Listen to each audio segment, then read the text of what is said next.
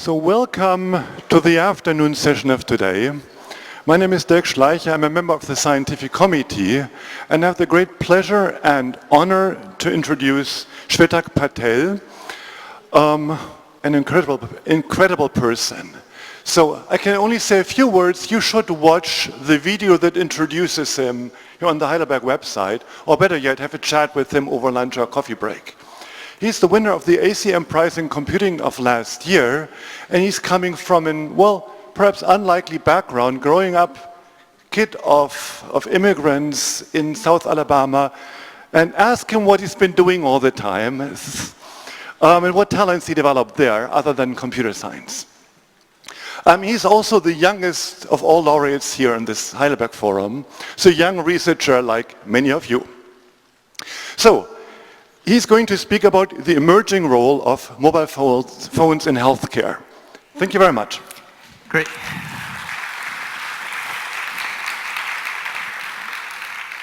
Great, thank you for the introduction. I mean, this is an incredible opportunity to speak on behalf of all of you. Just like many of the young researchers out there, being here has been just a great opportunity to experience. I've been privileged and lucky to be part of the laureates, and I'm just as starstruck as all of you are, and often wonder why I am even in the laureate lounge sometimes.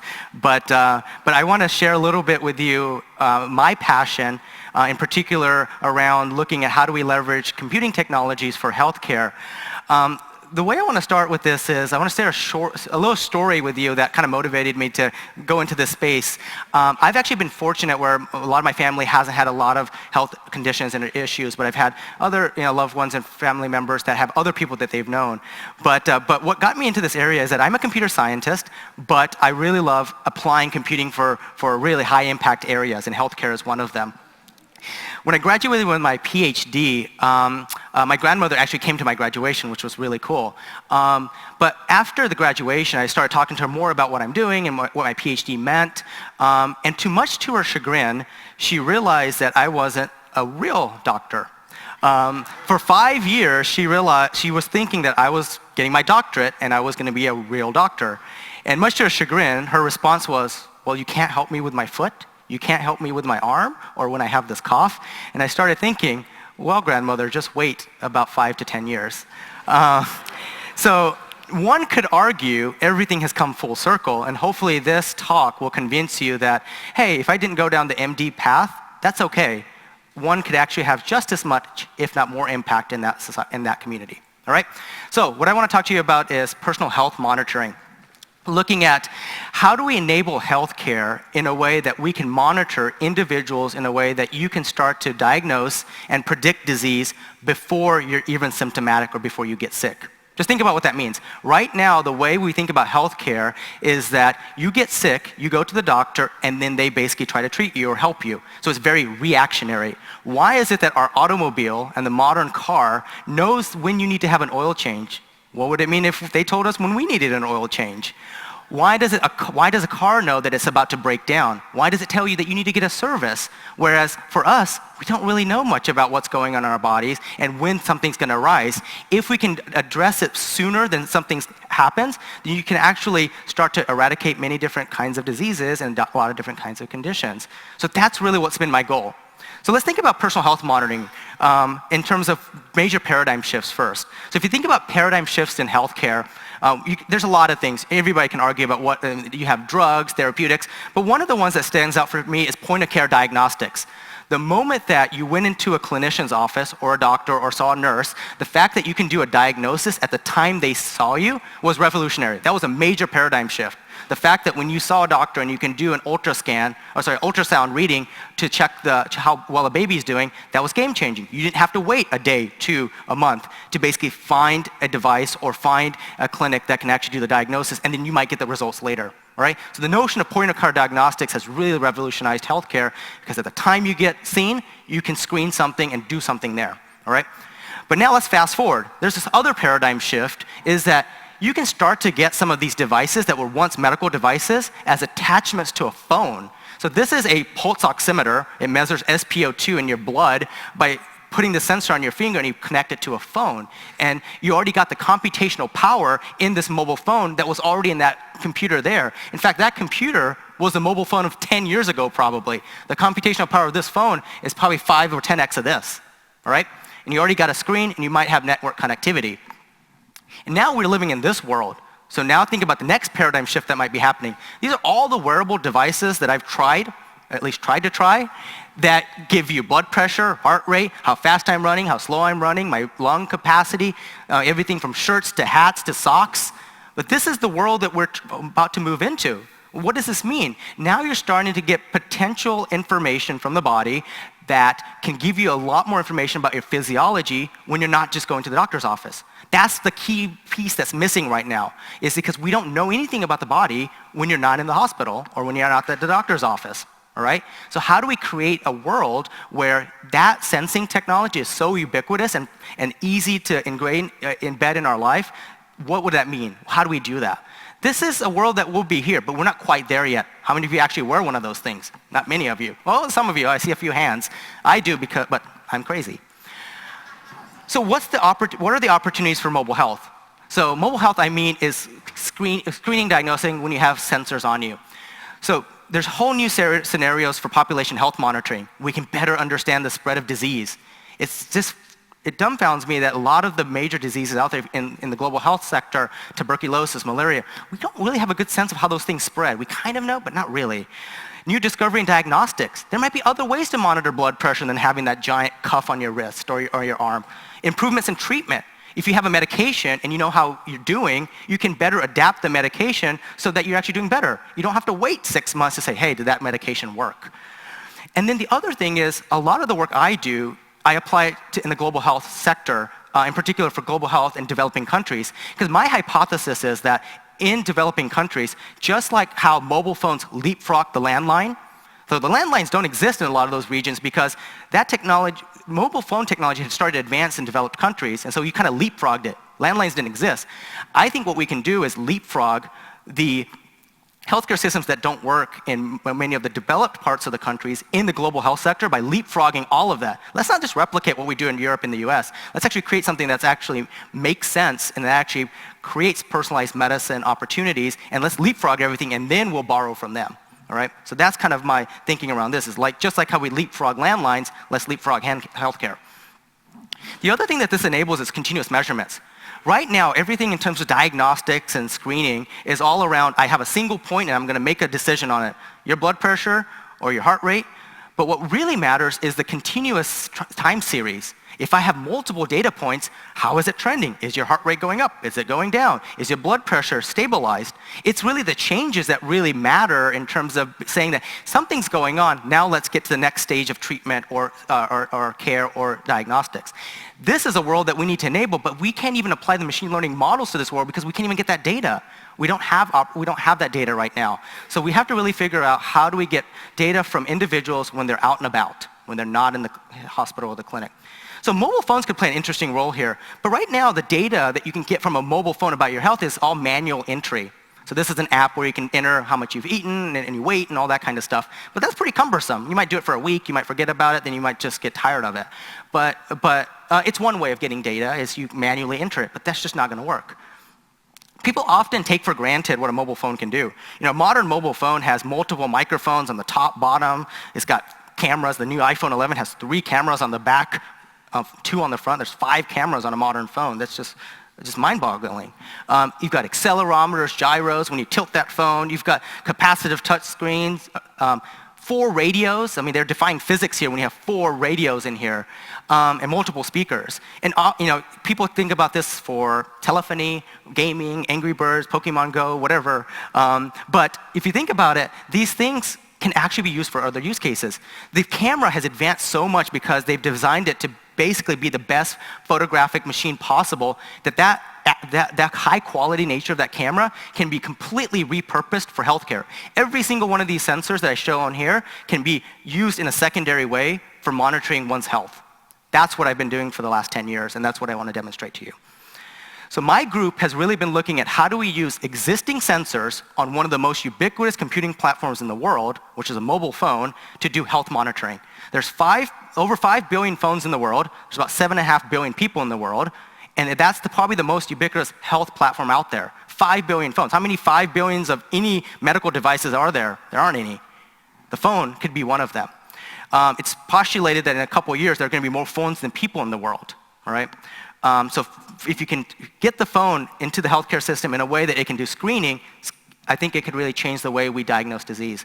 So my group has been doing a lot of work in looking at how do we diagnose diseases in the pulmonary space, non-invasive blood screening. Without having to pull blood out of the body, can you use the camera phone to do that? Cardiovascular diseases, clever uses of the speaker and microphone to assess breathing rates, and disease-specific things like osteoporosis and sleep. So I'll go into some of these examples on how we use computing to actually do work and diagnostics and screening in these spaces. And it's been great to see the research community kind of galvanize around this. So there are a number of research labs that are starting to do research in mobile health. And so it's been great to be able to spur innovation in this space. So I'll talk through a couple examples with you just to kind of motivate the young researchers out there about how some of this stuff is possible and what can you contribute here. So one of the first areas we looked at was measuring lung function. So respiratory ailments are actually a pretty big problem. In the US, it's the number 3rd or 4th cause of death, but actually outside the US or Europe, in developing countries, it's actually number 1 or 2. Usually cancers are number 1 in developed countries and then cardiovascular disease, but in developing countries, respiratory is usually higher because of wood-burning stoves and because of air pollution. And so monitoring respiratory disease is a pretty important thing. People with chronic asthma, COPD, anything relating to the lungs. But how do you measure your lung function? There's a device on the left, that big refrigerator-looking thing with a tube is what you use. You blow into this thing as hard as possible, and it gives you an assessment of your lungs. The device in the middle here is basically a digital version of that, a little bit smaller, about 10,000 US dollars is how much this thing costs. They make a home spirometer that's probably like 100 US dollars, but it doesn't give you all the information. A pulmonologist won't use it because it doesn't have all the information there. So if you have chronic asthma and you think you're going to have an asthma attack, or if you have chronic asthma and you want to predict when somebody's going to have an asthma attack before they have it, you need to have their lung function information, but how do you get that? So what we did was we actually said, how can we do that with the phone? But before I go into that, what do you care about a machine like this? So what you care about here is that you kind of want to know what's your flow and volume when you blow out of your, from your mouth through your lungs. So how much air can you push out over a given amount of time? And that actually is indicative of how your pulmonary system is functioning.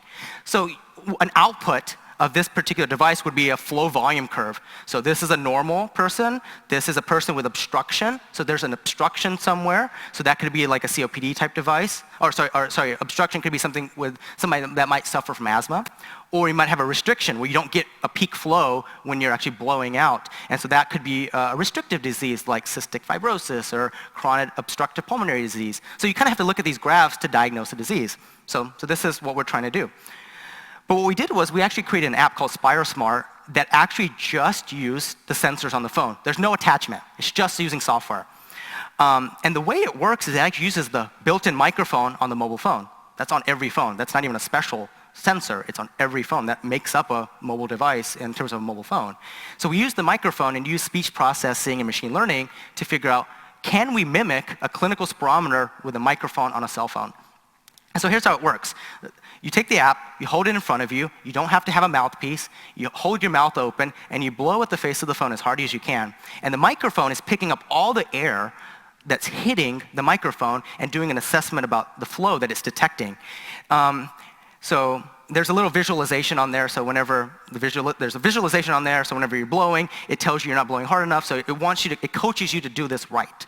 So this is kind of what that looks like. So how does it work?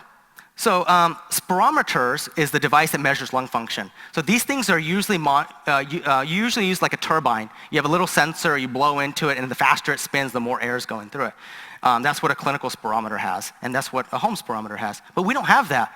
We have a microphone, which is an uncalibrated pressure sensor. So it's basically capturing the pressure waves of your sound. So how do we make this work? So the way we made this work was we modeled the entire pulmonary system. We said that, look, there's this thing we discovered, which was in speech recognition, where in speech recognition algorithms, one of the things that researchers forever tried to do was to cancel out the noise that comes out when you're speaking.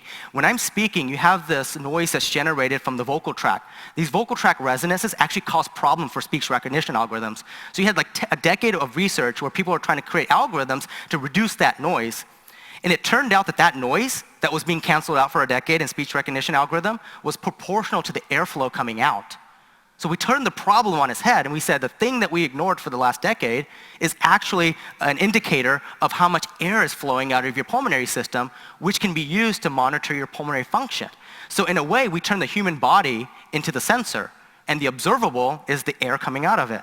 So we went to basic physics, the basic physics model of the glottis, the vocal tract. This is Flanagan's model from ages ago, where they were like, oh, there's some techniques that we can implement here, but it's too hard. We'll use a deep learning approach for summarizing some of this stuff. But when you go back to the fundamentals, the vocal model is right there. So if you model the vocal cords as a sensor, then as the air is coming through it, the resonances that you detect in your vocal cords are proportional to the airflow.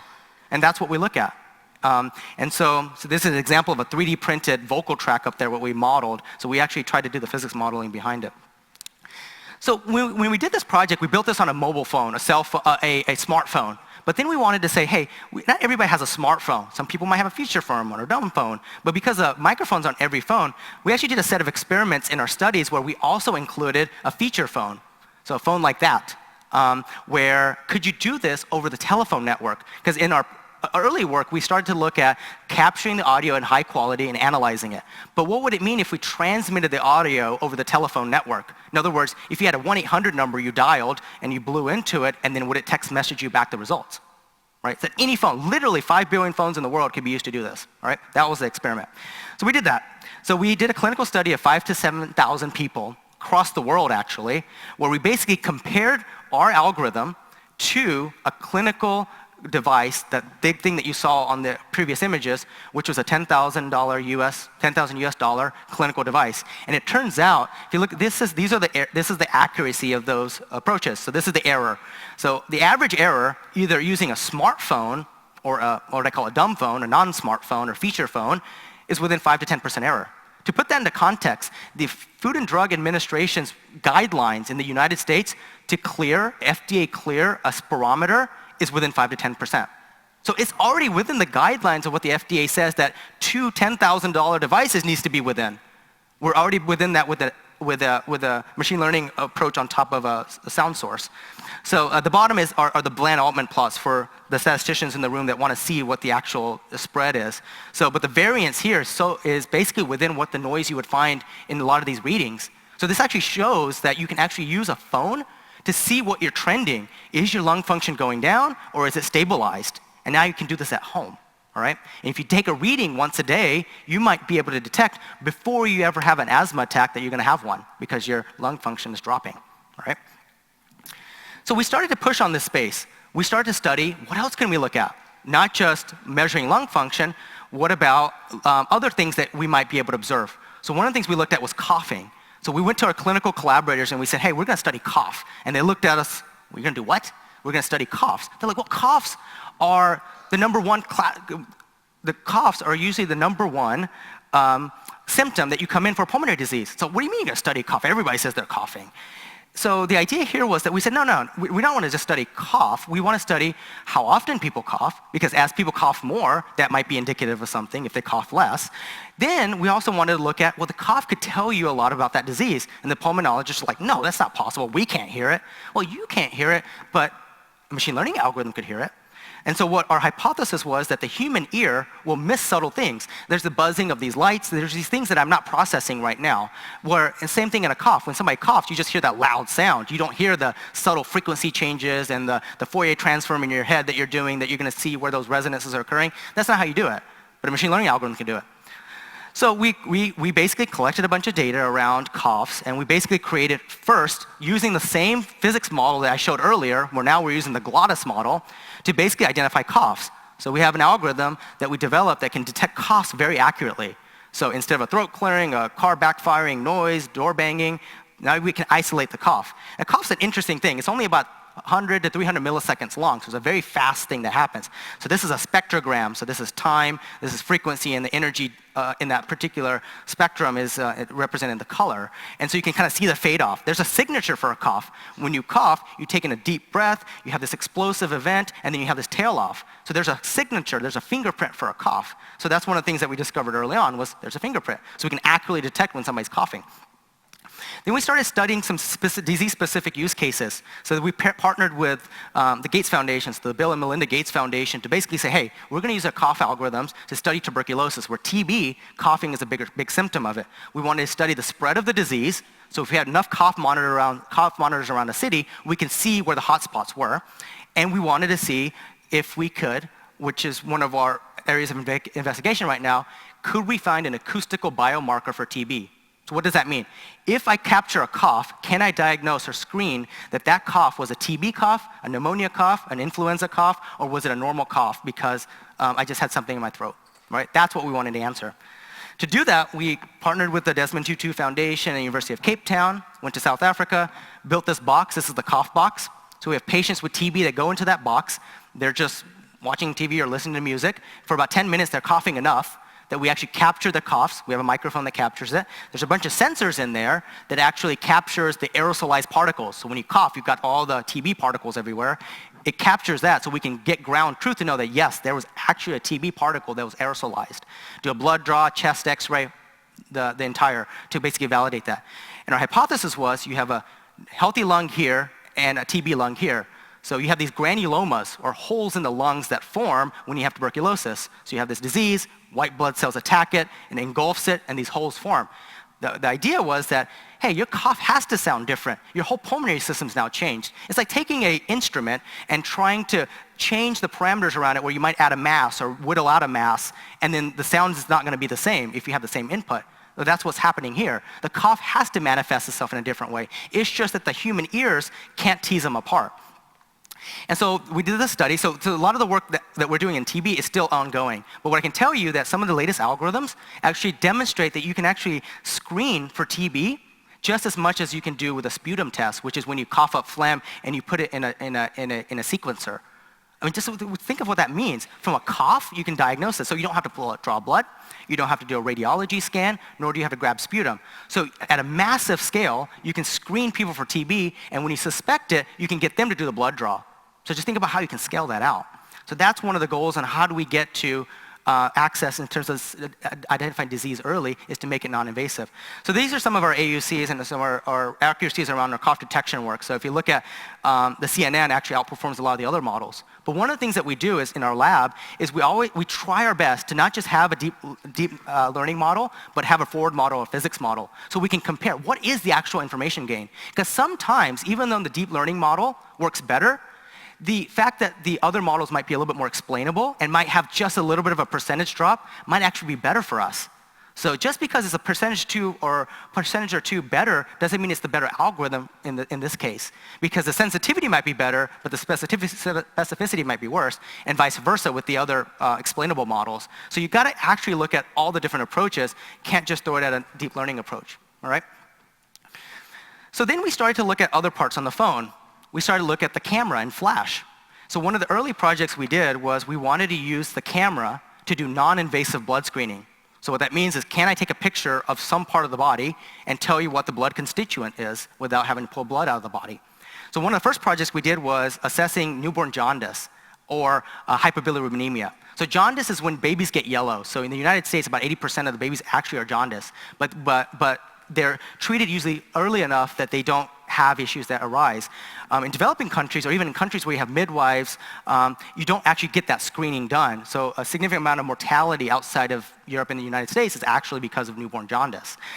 So how do you screen for this? And bilirubin is what builds up in the blood. That's the thing that makes it look yellow. And bilirubin, so what is bilirubin? So the reason why the skin looks yellow is that your red blood cells, as they start to kind of fade away, and as they start to lose energy, and as they're starting to die, what happens is the red blood cells get garbage collected by by your liver. And so, but babies, their organs are still developing, and so they don't quite are able to engulf those red blood cells. And so that bilirubin builds up, and that's what causes issues for them. So if you have more and more bilirubin building up, that means something's going on in your body, pancreas or your liver. And for babies, you can actually get to them and get them treatment early, but you got to be able to detect it.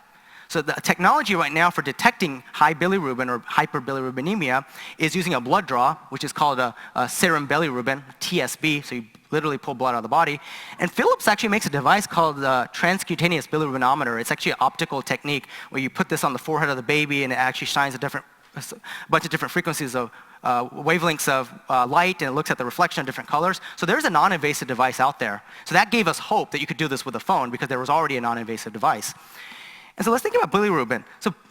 One of the challenges with this is that bilirubin starts to rise over the course of, as a baby is born, over the course of the next few days. So the bilirubin is actually low. So typically in the US or in Europe, if there's a birth of a baby in a hospital, up to day 1, their bilirubin's low. It actually doesn't start to peak, so you won't even know if they have jaundice. It starts to peak days 2, 3, 4, and 5. Typically the baby's already been discharged with their mother. So you're at home. And often parents are asked, hey, let us know when your baby looks yellow so we can come and get them a test. Yellow? They always look yellow, or my baby has pretty dark pigment. They don't look yellow. So visual assessment is what's used right now. And one of the things that we looked at was, hey, bilirubin, the reason why babies look yellow is because of the frequencies of light it absorbs and reflects.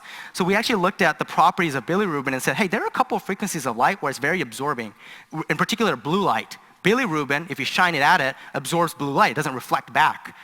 And so what we did was we basically created a phone app that's on the top left where you take a picture of a baby, the flash fires, and we look at how much blue light is absorbed. We know how much light is in the phone because it's all the phones have kind of a known light source from there. It's a white light, so it's broad spectrum. And so we look at how much blue light is absorbed, and that is what we use to basically infer in milligrams per deciliter how much bilirubin's in the blood. So we did a study of newborns where when a baby was born, we took their blood, we actually took a picture, we did it at day 0, so when they were born, and then day 1 and a couple of days later. We've done more than 530 babies, but so these results are a little bit old. But the Billicam app and TCB is that device that I showed you, the white one, compared to a blood draw, both have, so the Billicam app has a 0.91 correlation to a blood draw. So the other device, which is about $7,000 US, is 0.92. This phone app works as well as a non-invasive device that's already cleared by the FDA. 0.92 is actually pretty good. Look at the bland augment plot.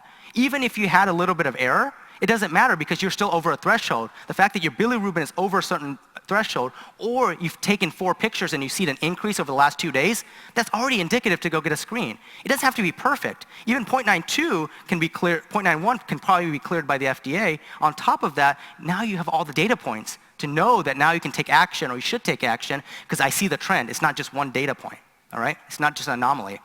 So this is an example of one of the tools that we've been building is to screen for newborn jaundice. We took this work and we applied it for adults. I mentioned earlier, if you see a lot of bilirubin building up in the body, that might not be a good thing. But in adults, when they have a little bit of bilirubin building up, they don't look yellow because they're bigger, the ratio of the amount of blood and bilirubin is low, that you don't often get yellow. However, if you're diagnosed with pancreatic cancer in late stages, you do look a little bit jaundice. You do look yellow. Pancreatic cancer is just it's a horrible condition, disease where the 5-year survival rate is only 6%. The problem with pancreatic cancer is by the time you're symptomatic, it's too late. So by the time you know something's going on and feel something's going on, it's usually too late. So our goal was, hey, look, we have a tool for finding bilirubin. Could we apply it for pancreatic cancer? So we started to look at, could we do this in adults? Could we figure out bilirubin going up over time well before they're symptomatic? So the goal is that if I could see if bilirubin's increasing before they're symptomatic, you can actually do something like a Whipple procedure or a number of other procedures well before it's too late. And so what we did was we did this experiment where we actually started to look at the sclera of the eye. The skin is a bad part to look at because there's a bunch of hair. There's also, you don't see a lot of yellow happening early on, but the white part of your eyes, the sclera, is where you see minute amounts of yellowness happening. The human eye can't pick it apart. The human eye can't tell that, oh, are you more yellow there? You can't. But computer vision algorithm can. all right? So we did an experiment. We had people with pancreatic cancer, liver disease, where they had high bilirubin. We took their blood draw, took a picture of their eye, and so we used a number of different, we used different calibration glasses, we used a kind of a headset to control lighting, and then just took a regular picture. So think of a selfie. You can take a selfie of the eye, and tried and correlated how well could we regress to the actual blood draw for bilirubin. And it actually looked like, and it actually showed that you can track pretty well. So longitudinally, you can track people's eyes. So what does that mean? So this is just a picture of the face. So if you look at some modern phones, when I unlock my iPhone, I look at it and then it basically unlocks. Or if I'm just looking at my phone once a day, if you could just take a little picture of the face, now I have my trending information on what my sclera looks like. So one of the experiments we're doing is looking at data from photos for people that were diagnosed and how early could we have seen it in the family photos. Right? And some of the things that we've looked at, we suspected from our initial data 6 months to a year before they were symptomatic. That's a huge change in terms of the kinds of diagnosis, or the prognosis of that individual, just from the scleral picture, which can be passively gained by just looking at the phone once a day. All right? So that's an example of another thing that we've done with bilirubin. So one of the other areas we've looked at is hemoglobin. How can I figure out how much hemoglobin is in the blood? All right, without pulling blood out of the body. This project was actually done by Edward Wong, who was actually a young researcher like many of you last year. So he was an HLF young researcher that was here last year and now a professor at UCSD. So this was his project. So he looked at using the camera and the flash to figure out how much hemoglobin is in the blood for diagnosing anemia. So the way this one works is, let's see if the video will play here. Oh, it doesn't. So the way this one works, I will show you. Is that the way it works is that you, the app turns on the flash and you put your finger over it. So you can see my blood. You see the red? That's actually my blood. I did a high school visit yesterday, and this was their first experiment, is we got them to build an app that can, or basically do an app that can monitor your heartbeat by just doing this. So they were quite fascinated that you can make this into a medical device. This is my blood.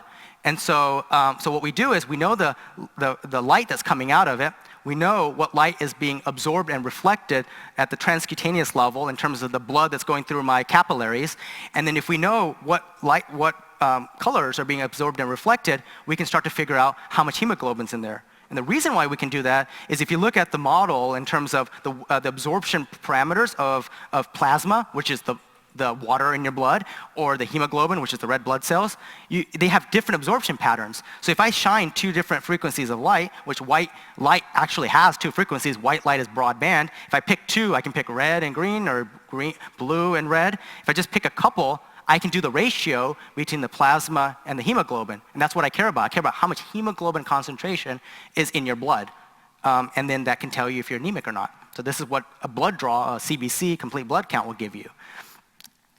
The way we do this is that we try to isolate the blood by looking at a difference between the skin tone and the blood that's changing. So if you want to do this experiment, turn your recorder on your phone, record your finger over the camera and flash, and you look closely, you can actually see the red throbbing. That's your heart rate. That's the volume of blood that's getting to your fingertip, and the rate at which it's throbbing is your heart rate.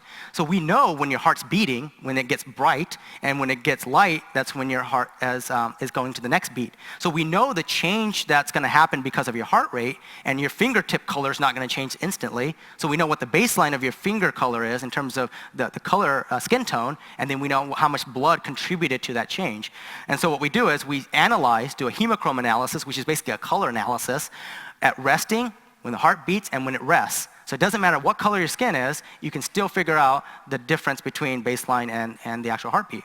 And so that's what we do. So when the heart's beating, we look at the color of your blood and do the analysis between the plasma and hemoglobin based on those wavelengths that are being absorbed to figure out how much hemoglobin is in the blood. So like many other projects, we did a clinical study where we pulled blood out of the body. So we did a blood draw, and then we looked at another device. This thing that says Pronto is a non-invasive hemoglobin monitor. So there happens to be something on the market that's probably about $5,000 to $6,000 US that can do this, but we wanted to see if we could do it with the phone. And it correlates actually just as close to that. And again, the Pronto device is an FDA-cleared device. So this, with 0.81 correlation, you can actually figure out how much hemoglobin, which is typically doing it with a blood draw. So what did we use this for? So Edward went to Peru to do this deployment. So the Ministry of Health of Peru saw our paper and reached out to us. They said, look, we have this issue that half our kids are anemic. We have no way of getting to the kids. How do we screen all these kids? We've got over 1 million kids. I can't get to them, is what the Ministry of Health says. You can't actually send a vehicle there with a blood assay machine into the jungles of Peru and get that done. So what we wanted to do was train community health workers who could go into those regions and at a massive scale, within a week or two, screen all the kids. That's possible. Think of how many phones are in Peru. And you can actually download the app there and you can train the community health workers. So this is Edward on the top left, training the community health workers where they're screening all these kids. And look at on the bottom right is an example of the clinics that are being screened by this phone, right? And so that is another example of how you can democratize a lot of these screening tools where if you put it on the phone, you could do a campaign in 2 weeks that would have probably taken 2 years to do, all right? And now you can start to do this continuously.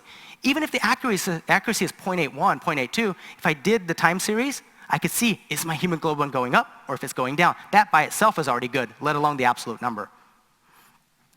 So another project I want to talk about is OsteoApp. So we're still working on this one, but I just wanted to talk to you about another project just to get the mind going a little bit with something else. So this one is looking at how do you infer bone density. So osteoporosis is a condition where you have this hollowing of the bones, typically impacting older adults, often women, where you have this issue that happens. And sometimes you might not know you have osteoporosis. You might break a bone, and it's like, hey, I didn't actually fall. Why did I break a bone? And so you might look into it. You typically do an X-ray or X-ray. It's called a DEXA scan to figure out what's my density in my bone. But think about it. I'm not going to do an X-ray every single day, every single month, or once a year. And in some regions, you can't get access to an X-ray machine. So what we're looking at is, could we build a non-invasive, so you don't have an X-ray, easy way using low-cost sensors to see if you're osteoporotic or not. And so this was a good, interesting example of a paper where we were inspired by some work that was done in the past. So one of my students found this paper from the 70s that actually built one of the doctors built a device. It was kind of like a tuning fork. And he built this tuning fork where if you hit the bone, if it made a sound, that means you were okay because you had no hollowing in the bone. You had solid bone.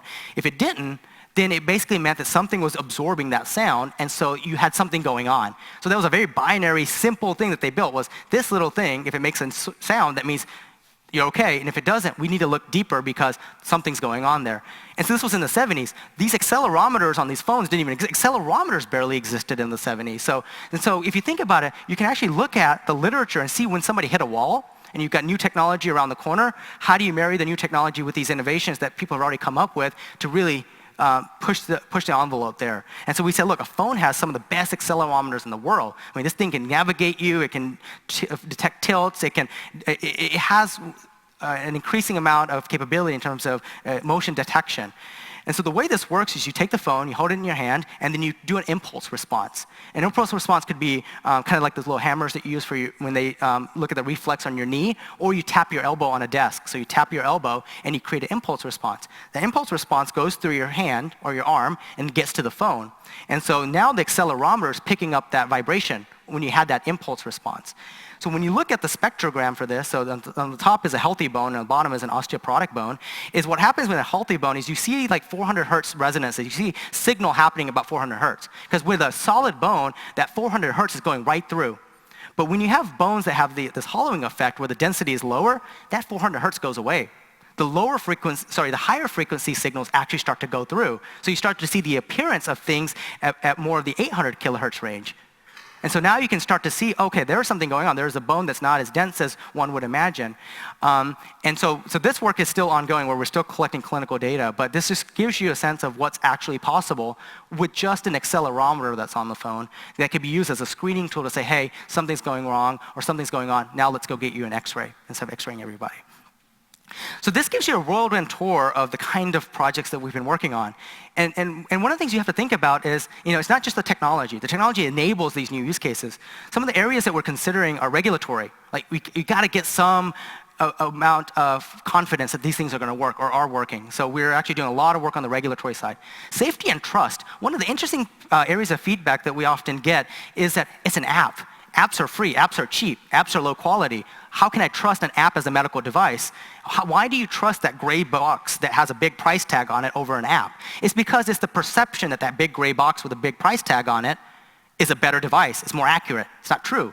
So how do we educate the community to say that apps can be accurate? So that's a big mental model hurdle that we have to try to get past. The entire patient-provider relationship is completely changed now. We're empowering people to be able to screen and diagnose, being able to collect data. So how do we change that model? So now the relationship with the provider is now changed. Now you can go in with this time series of data. How are they going to interpret it? So there's research opportunities for us in the research community to be able to help triage and automatically interpret that. The other thing is we're actually pushing the boundaries on what you can do with a phone. So what that means is you actually are now informing advances in medical devices. Now we can actually push the boundaries in terms of, hey, that $7,000 device doesn't actually need to be that expensive. Look what we did with very little hardware. So it's actually changing the narrative in terms of how you think about medical devices. The other thing is that the diagnostics and screening is just one thing. That's a way to go find the issues. It's a way to collect the data. But the other thing we have to take into account is that there's all these other parameters that impact healthcare, which includes the social determinants of healthcare. One of the sad truths about healthcare in the US is that the signals that I'm talking about aren't always the best predictor. The best predictor of mortality or what's going to happen from an outcome standpoint is actually your zip code. Your zip code is actually a better predictor of what's going to happen because it's the social determinants of healthcare. Do you have access to clean water? Do you have access to nutrition? Are you living in an area where you have access to be able to do exercise, mental health? Those are the determinants. But you can augment that with this. So I want to just caution you and say that sensing and machine learning and AI can help, but that's not the only thing. You've got to look at the social determinants as well for healthcare. So that's what we've been working on, and there's a lot that we can do here, but this is the area of research I've been passionate about and that I've been working on for some time. So I have 5 minutes. The rest of the time I want to spend is advice to young researchers. So what I have to offer is you are at an unprecedented time right now in terms of the inflection point for technology. If you look at technology and where we're at, the inflection point is just mind-blowing. And on top of that, you now have the tools to be able to do radical things with them. All the tools in deep learning, all the tools in terms of collecting data, analyzing data, visualizing it. The tools that are trying to democratize the access for data or to analyze data on top of huge technological advances is something that's never really happened think about society up until now in terms of the power of what you have in terms of the power of what you have access to. So for me, this is really a charge to the young researchers that you actually have an incredible amount of control over the future of humanity because you have the tools that were never available before and the technology that can actually have profound impact. So my friend, Professor Bengio, talked about AI for good. It's really AI for good plus AI for good even beyond that. AI can take us into new directions, but on top of that, it's actually looking at the broad questions we can ask. We can use a deep learning algorithm to solve one of these health problems, but on top of that, it's also looking at the political, the issues, the policy, the regulatory questions. It's really those things around it that need to be thought of in addition to the technology. If we just saw a technological problem, we're not going to have the same impact as we could have where we're looking at the other constraints around us. And so as young researchers, you're in a new world of research where the silos and the walls are breaking down. Interdisciplinary research is what's thriving. The best questions to answer are at the intersection of multiple different fields. That's where the interesting ideas are. So if you ever get pigeonholed, if you think that, I have to be in this field, I gotta be a mathematician, I gotta be a computer scientist that does AI and in this particular narrow area. No, that's not where the world's going. You can innovate in that area, but you need to look out and see what is the broader impact you can have with it. Because you are at a critical time where you can have a huge impact on humanity. So when I was a young professor, when I started, I was kind of an odd professor. The criticisms I got was, hey, what research field are you in? I'm a computer scientist. No, what field are you really in? Are you networking? Are you systems? Are you databases? Why are you asking me that? Why does that matter? I mean, I figured it out. I got tenure. I got full professor way early. So I figured it out. So it all worked. But I had to kind of identify my research community because that's what they wanted me to do. But at the same time, I still persevered. I said, well, okay, here's my research community. Here you go. But really, my research community is humanity. Right? Computer science is a tool I have to solve these big problems. But what my community is the world, it's the people, and it's humanity. All right? So I also got criticism saying, hey, he's too entrepreneurial. Just too many companies. This was when I was hired. And they're like, oh, we'll take a risk on him. But now if you look at the modern day professor, it's like, look at all the professors that are starting companies, working in companies and actually being a professor. So all that changed. So my advice to you is that if you're passionate about something, you should drive as hard as you can forward. You can make the other stuff work. You can figure out the bean counters. You can figure out all this other stuff. Just make it work. But if you're passionate about it, those are the things that you're going to actually do really well. You're going to wake up every day and you're going to be excited to do it. If you're trying to do something because a research community says that's what you need to do, you're not going to get excited about it. All right? So that's how I've been living my life. Now, 11 years later as being a professor, and I'm still excited. And that's what I've done in the last 11 years. I would say I didn't do anything radical, but that's how I lived it. I basically have done what I've been passionate about. I've pushed on what I've believed in. I think it's kind of worked out. So if any of you have any issues, research community, advisors, mentors, have them email me.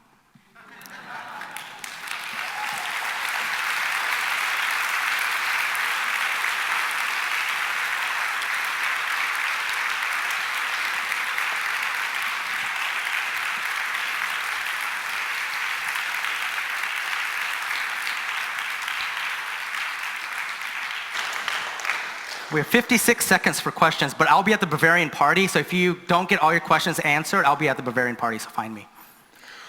Pooh, what an impressive and breathtaking presentation. Yes, we should take a little time, I think, for a few questions from the young researchers like him. So am I running? So people are there? Yes, so there's the microphone coming, please. And you get first. Oh, geez.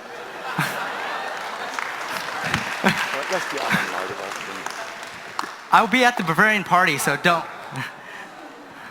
Hi, thanks for the amazing talk. So I wanted to know that most of the data that you are working with, I believe that you are using a machine learning model to predict any outcome. Yep. So when you develop the model, for training the model, are you using data collected in controlled environments? Because if you give the example of the lung sound problem that you said, I saw that you are acquiring data in the in a controlled environment. Yeah. But if you're acquiring data in a controlled environment, if that's true, then how does it generalize to test data which is being acquired continuously in a real world? That's right. And if you are not actually acquiring data for all problems in a controlled environment, then how are you accounting for something which is anomaly or noise versus something which is an abnormality or which is actually a disease? Yep. So this was my first question. The second question is that if I'm working in this kind of a field where I'm trying to develop a tool which is probably aimed at diagnosis, but can we actually, how far after my research can I say that it's a tool for diagnosis and not a tool for screening? Okay. So like screening versus diagnosis, what do you tell? Yeah, it's a great question. So the first question was around controlled data versus naturalistic data. So the way I look at that is if you can't answer the controlled data question first, then there's no hope for the naturalistic data. So what we typically do is we do it in a control setting so that we can answer the actual research question of can that microphone actually predict that disease? So if we don't see any entropy or any data in that signal, then it allows us to quickly iterate to the next step. So what we do is we do controlled studies to validate that this concept actually works. Then we do a set of follow-up studies which are in more naturalistic environments. So for the spirometry work, we did it in clinic, and then we went out and did a more naturalistic set of data collections. So for hemoglobin, for Edward's work, did it in clinic, then went to Peru. So we actually start to bring in the naturalistic data sets later on. Then most of the models do break. They break when you take it into the real world. And so that gives us an opportunity to build them. But we know that there is some predictive power because it worked in the clinic. And your other question about screening versus diagnostic, that's a good question. But my response is that I think screening may be good enough for a lot of things. Because what screening does is it filters the 7 billion people to whatever the handful of people that we need to actually do the diagnostics. So my thinking is that we don't need to compete with diagnostics. I think what we need to do is make screening more prevalent and ubiquitous. That will lead to diagnostics, and the smart researchers in the room here will make it better over time, and then that will become a diagnostic. Just like diagnostics now, we're used to be screening tools before. Thanks. Good question. Thank you for your lecture. My question is, my research area is on medical image processing. Yep.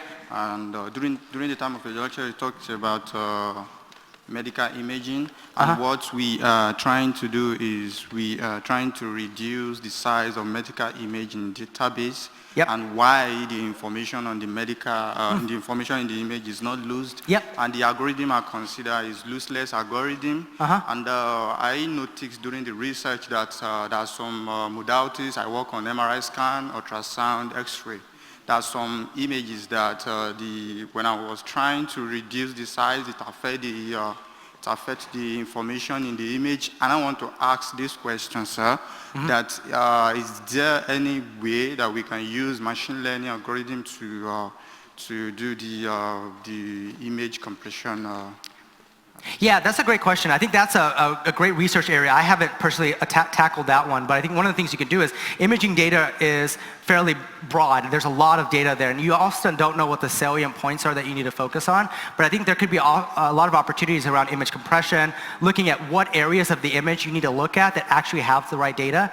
There was a recent Nature paper that was submitted, that was published actually at Google, that actually demonstrated that when you have a dermatology reading, if you had a general practitioner, MD, it was like 40 to 50% accurate. A dermatologist was 80% accurate, but an AI algorithm that could actually hone in on the actual salient points actually beat a dermatologist, right? And so that demonstrates the ability where you can compression wasn't the key there, but focusing and kind of foveating where you need to look was actually the key innovation there. So I think there's a lot that you could do in that space. Even if you can't get it right, saying that this is the area that the expert needs to look can already be a big win, even if you don't do the actual diagnosis. Okay, thank you. Yep. Hello.